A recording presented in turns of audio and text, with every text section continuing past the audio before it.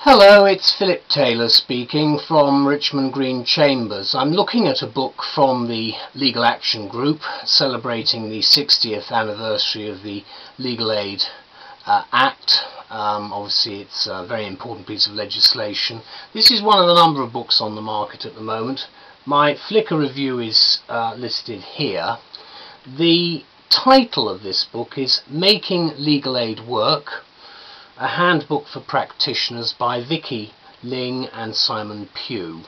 It's an interesting book. It's very much part of the LAG stable of books. It's light and easy to read, very accessible information. Some good points arise out of it which are factual problem situations that you could well be faced with. Some useful appendices at the back with various pieces of direct information, and a very useful index which I've actually used. More of that in a minute. My wife Elizabeth Taylor and I wrote this at Richmond Green Chambers, and what we've said to the question making legal aid work, if it is a question or a statement, is yes, it does make it work, is the sort of answer or response that we give. Because this is the only single volume comprehensive guide to the legal aid scheme currently available to help the new and the experienced practitioner. And it's really available for everybody across the board since the demise of the old Legal Aid Handbook. I'll start by saying what I normally say about LAG publications, which I'm sure most people know and love, and that is that there's much to be commended again with this excellent new publication from them, filling the gap left as a successor to the annual Legal Aid Handbook, which is no longer in print. Of course, the important thing to remember is that the Legal Action Group specialises in these sort of controversial areas of law of deepest concern to the general public, if you like, on a day-to-day basis, with the sort of problems they face, as well as the practitioners who deal with them. And that's not just lawyers, but CAB, pressure groups and so forth. So it's a much wider catchment area that we're talking about here. LAG is at the forefront again this year of the publications of one of these most contemporary issues that we have, which is the issue of legal aid. Obviously legal aid is desperately in need of modern reform during the economic downturn, and when I attended the recent press launch for this book, I was very impressed at the amount of work that the two authors have put in. Vicky Ling and Simon Pugh assert quite rightly that legal aid is fundamental to the operation of a democratic society, and to that end they've quoted Lord Bingham, who said, "Equality before the law is a pretence if some citizens can assert and protect their rights and others cannot. That the rule of law, to be meaningful, must ensure that justice is available to all, irrespective of means." And that's the thread that runs through the whole of this issue. This sort of 300-odd page handbook, nice and thin actually as a paperback, gives us all a hand in making the scheme work in the 21st century. And they do that very well, as I've used it already.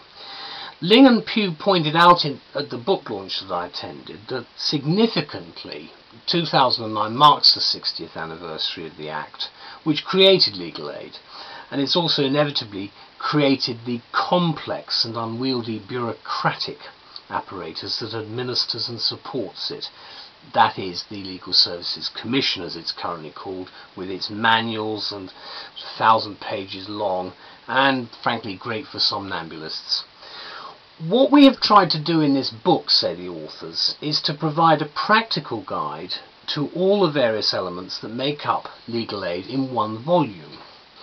They do just that, with Part A covering doing legal aid work. That's obviously the front bit, and then halfway through you get to other stuff. With Part A, it aims to take lawyers and caseworkers through the rules and regulations that govern the criminal, civil and family schemes, illustrated by case studies with reference to primary sources.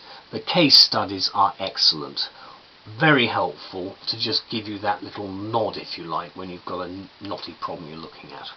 Part B, which is the other part of the book, which is how it's sort of separated out, covers managing legal aid work. again an important area, and it provides directors, managers and administrators with advice and guidance on keeping contracts and likely future developments. Clearly at the moment the big issue is we'll keep the spending at 2.2 billion on legal aid annually, but obviously the issues are how's it going to be spent, and is there a disproportionate amount on criminal and family as opposed to civil. Those are the issues. They're looked at in part in this and at the Justice Gap by Steve Hines and John Robbins, which is a sister publication to this. The book covers both the civil and criminal legal aid schemes, and as I've indicated before, there are problems certainly on the civil side. The word comprehensive is much used these days, but it's a fair statement of the detail and usefulness of this book, with its excellent case studies, which I've indicated earlier, which have that practical content we so desperately need as practitioners in the system, at whatever level we're at. So we sum it up by saying yes, they do make it work for us, and as a footnote, we used it the other day. Obviously I have it in Chambers and we looked at it, and it was an intricate little legal point, and I used the index, then the appendices and the body copy to track down some advice, which I found very quickly. It was a particularly narrow point, but it was there, and it's the attention to detail I think that counts. Ling and Pugh said to us, let's hope it fills the vacant gap left by the demise of the old handbook, and we know it will, as it's highly user-friendly. So once again, Legal Action Group, thank you very much. You're making our lives a lot easier. Thank you. Bye-bye.